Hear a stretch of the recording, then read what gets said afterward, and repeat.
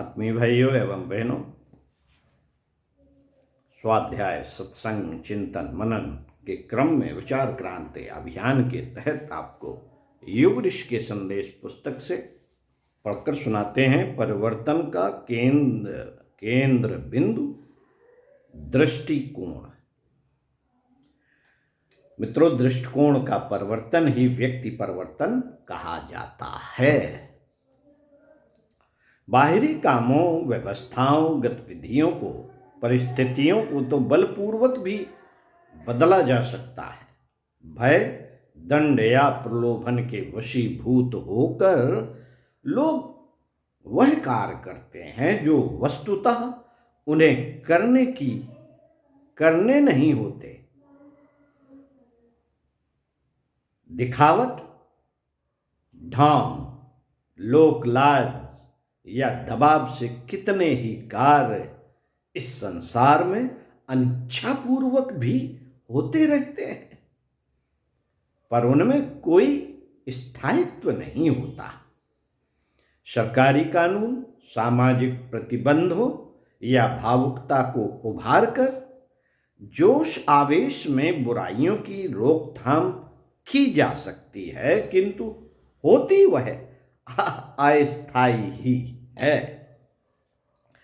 बाहरी दबाव जैसे ही कम हुआ, वे दुष्प्रवृत्तियां उसी या वैसे ही अन्य किसी रूप में पुनः उभर आती हैं। वास्तविक उन्मूलन तो तभी संभव है साथियों, वास्तविक उन्मूलन तो तभी संभव है जब अंतःकरण बदले, हृदय परिवर्तन हो और दृष्टिकोण में सुधार हो। इसी में स्थिरता भी सन्निहित है और वास्तविकता भी।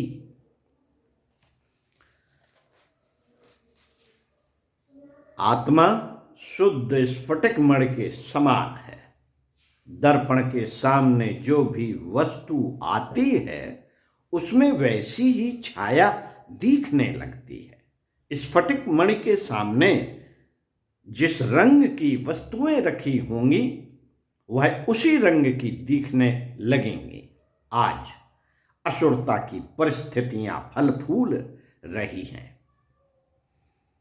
आज असुरता की परिस्थितियां फल फूल रही हैं तो मानव का स्वरूप दुष्ट, दुराचारी, अज्ञानी और असुर जैसा दिख रहा है। जैसे ही स्थिति में परिवर्तन होगा, परिस्थितियां मानवता, नैतिकता, धार्मिकता एवं सज्जनता के अनुकूल बनती जाएंगी। दुष्कर्म का स्थान सत्कर्म ग्रहण करेंगे। दुर्भावना के स्थान पर सद्भावना की स्थिति दिखाई देगी। ऐसी परिस्थितियों में वही मानव प्राणी जो आज असुर दिखाई देता है, मानव के उच्च आदर्शों से ओतप्रोत होकर देवत्व की ओर तेजी से बढ़ता हुआ दिखाई देगा। मित्रों, दृष्टिकोण का परिवर्तन ही सबसे बड़ा परिवर्तन है।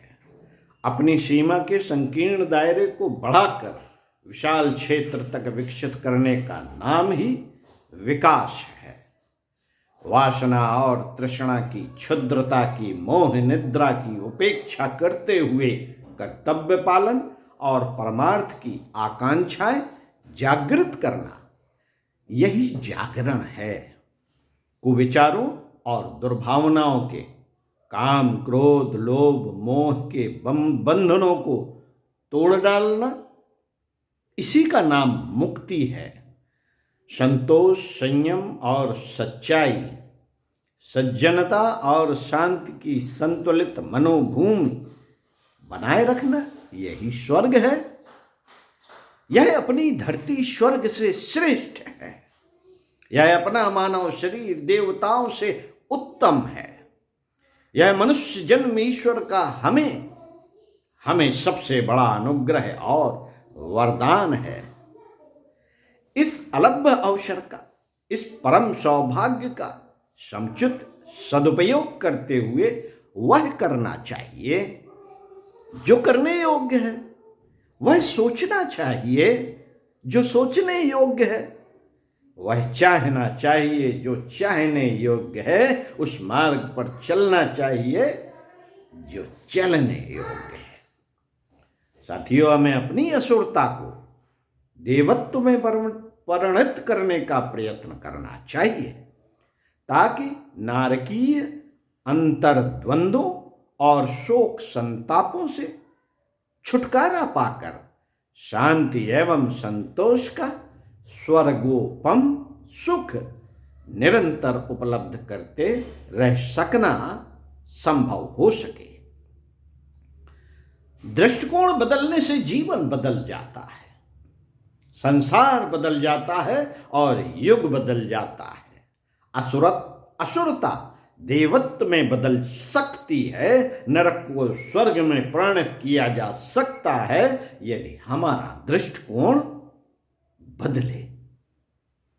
इस बदलने की विशालकार पद्धति को लेकर आध्यात्मिक, बौद्धिक एवं नैतिक क्रांति का बिगुल बजाते हुए हम युग निर्माण के लिए अग्रसर होते हैं।